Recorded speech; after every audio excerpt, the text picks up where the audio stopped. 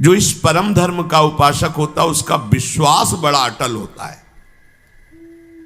विश्वास को गोस्वामी जी बरगद वृक्ष की तुलना में कह रहे, बट विश्वास अचल निज धर्मा।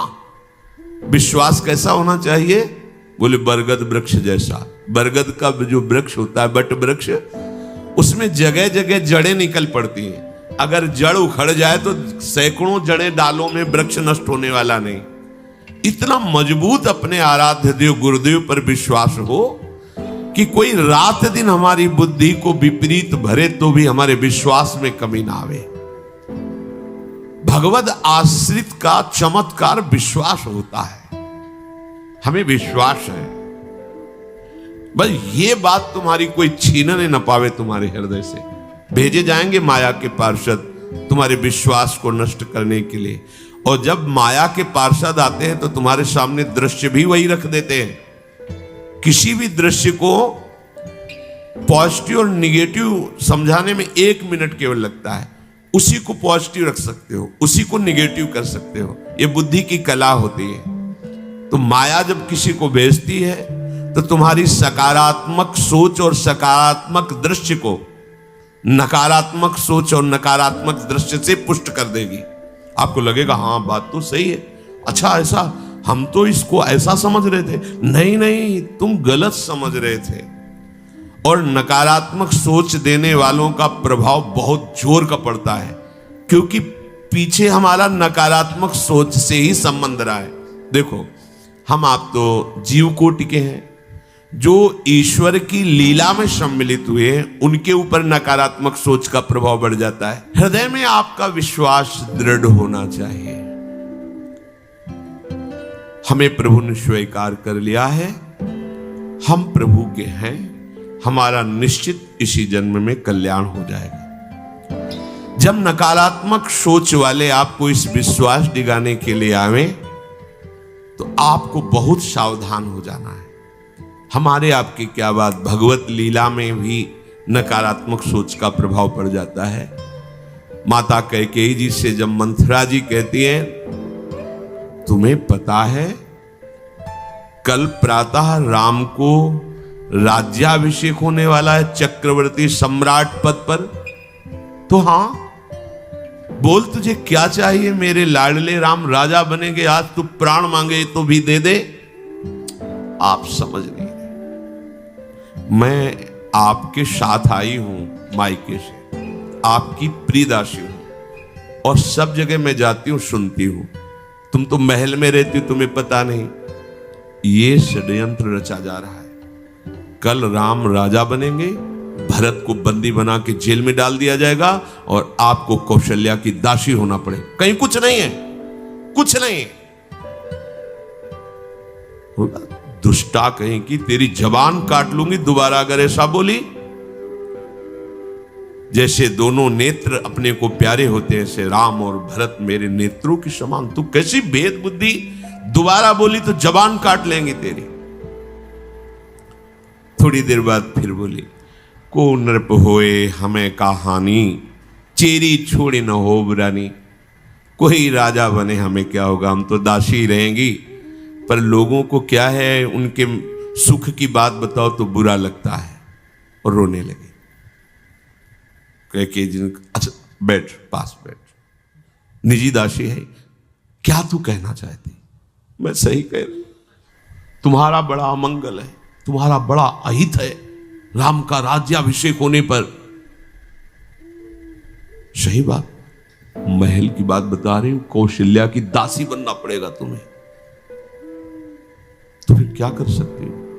तुम्हारे पास वरदान है ना, महाराज ने कहा था। हाँ है तो मांग लो ना, यही अवसर है। क्या मांगू? राम को 14 वर्ष का वनवास और भरत को राजगद्दी। आ गई बात समझ में, आ गई समझ। कहां सुबह महामंगल होने वाला था त्रिभुवन का, भगवान राम राजा बनने वाले थे, और कहां सुबह तापस वेश विशेष उदासी, 14 वर्ष राम नंगे पैर भगवान को वनवास।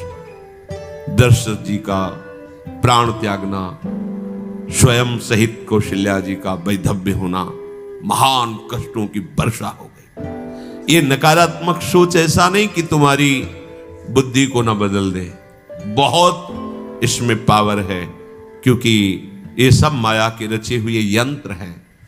इसलिए इस परम धर्म के मार्ग में चलने वाले उपासक का विश्वास दृढ़ होना, नहीं कुछ भी हो जाए प्राण समर्पित कर दिया। अब एक बार प्राण समर्पित है, जो होगा देखा जाएगा। राधा राधा राधा, कदम पीछे नहीं हटाना। निष्ठा विश्वास प्रतिपल हमारा बढ़ता रहे। इस मार्ग के उपासक को अपने आराध्य देव में विशिष्ट भाव रखना है।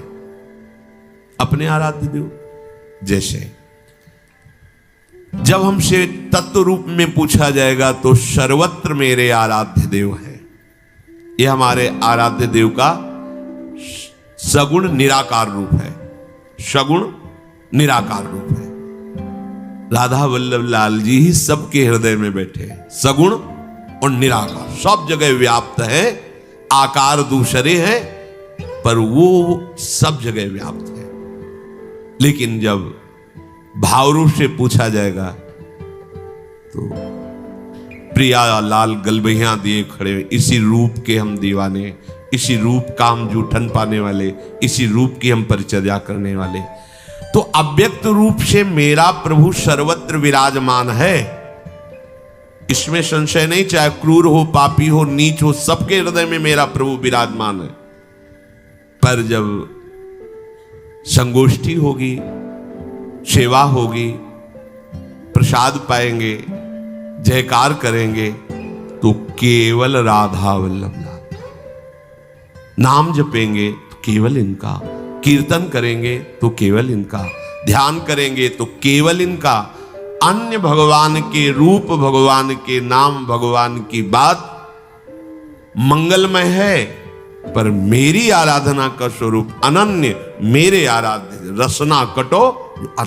तो अपने आराध्य देव में विशिष्ट भाव, इससे आगे कोई नहीं। ऐसा दृढ़ भाव अपने आराध्य देव से बढ़कर के कभी कहीं भी हमारी श्रद्धा नहीं होनी चाहिए। क्योंकि अगर थोड़ा भी आराध्य देव में लघु भाव हो जाएगा तो आपकी उपासना बाधित हो जाएगी। आराध्य देव में तभी ऐसा विशिष्ट भाव होता है जब गुरु वचनों में रति हो। आराध्य देव के विशिष्ट भाव की प्राप्ति गुरुदेव के वचनों से होती है। गुरु के वचनों में प्रेम और विश्वास होना आराध्य देव में विशिष्ट भाव पैदा करता है। बिना इसके आराध्य देव में विशिष्ट भाव रूपी सिद्धि प्राप्त नहीं होती। जो गुरु के वचनों में विश्वास नहीं करता, उससे स्वप्न में भी न सुख मिलता है, न साधना की सिद्धि होती है। गुरु के श्रीमुख से निकले हुए वचन को सत्य मानकर विश्वास पूर्वक, दृढ़ता पूर्वक पकड़ ले तो बस बात बन गई। बड़ा चमत्कार प्रकट हो जाता है। एक बार एक शिष्य जो निरंतर सेवा में गुरु जी की रहते थे, जब ये फसल का समय आता है तो साल भर के लिए अन्न भिक्षा से मांग लाते थे और गुरु की सेवा में तो भिक्षा मांगने के लिए 10-15 दिन तो लग ही जाते थे। तो कई शिष्यों के साथ वो निकले तो गुरु जी ने कहा, जाओ एक बात कहनी थी, हमारे हृदय में थी, पर ये तुम विचरण करके आ जाओ, भिक्षावृत्ति करके, फिर हम तुम्हें बताएंगे। जो आज्ञा। विचरण करके आए तो आश्रम में भीड़ लगी थी। विमान में गुरुदेव का शरीर पधराया जा चुका था।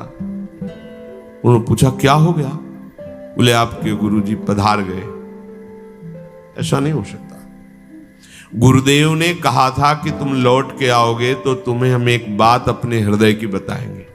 ऐसा कैसे हो सकता है? तो पधार गए, विमान पे विराजमान। गए, प्रणाम किया और कहा, गुरुदेव आपने कहा था कि आप भिक्षा करके विचरण करके वापस आओगे, तो एक बात बताएंगे। तो सरकार आ गए हैं, बात बताओ। चेतना जागृत हुई और विमान से उठकर बैठ गए और कहा, बेटा हम यही कहना चाहते थे कि जैसी तुम्हारी अपार श्रद्धा और विश्वास हमारे ऊपर है, ऐसे ही सब संतों पर करो। सब संतों की सेवा हमारा ही स्वरूप मानकर करो। सब संतों के सामने नमन हो, सब संतों पर विश्वास रखो, ये भगवान का स्वरूप है। तो कहा, गुरुदेव इसके लिए प्रमाण के लिए आपको कुछ दिन रुकना पड़ेगा। अब हम 1 वर्ष आप जैसी ही संतों की सेवा करेंगे और फिर आप जब कह दोगे कि हाँ ठीक है, फिर आप जैसी इच्छा हो आपको, आप हमें अपने समीप रखो या आप प्रियालाल के समीप जाओ, आप परम स्वतंत्र हैं। पर 1 वर्ष आपको रुकना पड़ेगा इस उपदेश को प्रमाणित करने के लिए। 1 वर्ष और गुरुजी रुके, 1 वर्ष बाद फिर पधारे। ये चमत्कार निष्ठा में प्रकट होता है, गुरु वचन पर प्रतीति। यदि हमारे हृदय में थोड़ा भी गुरु वचनों पर संशय रहेगा तो हमारा भाव प्रभु तक नहीं पहुंच पाएगा। इसीलिए किसी की उपासना में दिव्यता नहीं झलक पाती, क्योंकि गुरु के वचनों में मनमानी वचन मिलाए जाते हैं। जैसा बोला वैसा, तो कहते हमारी सामर्थ्य नहीं, तो गुरु अल्पज्ञ है क्या, अज्ञानी है क्या? वो ऐसा आदेश कर ही नहीं सकते जो आप नहीं कर सकते। और अगर वो आदेश कर दिए, आपकी निष्ठा है, तो आप में वो सामर्थ्य जागृत हो जाएगी। आप करके तो देखो, आप उस पर चल के तो देखो। चैनल को सब्सक्राइब करें और वीडियो को लाइक करें।